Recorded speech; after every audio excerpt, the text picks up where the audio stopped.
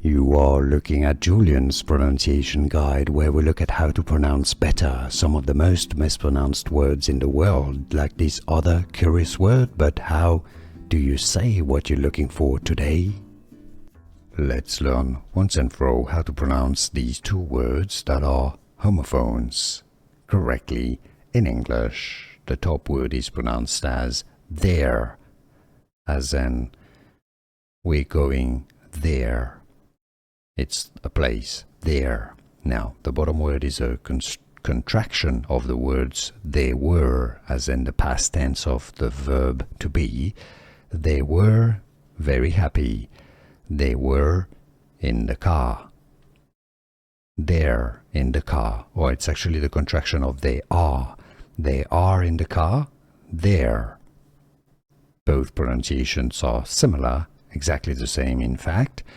There. How to pronounce in English. There.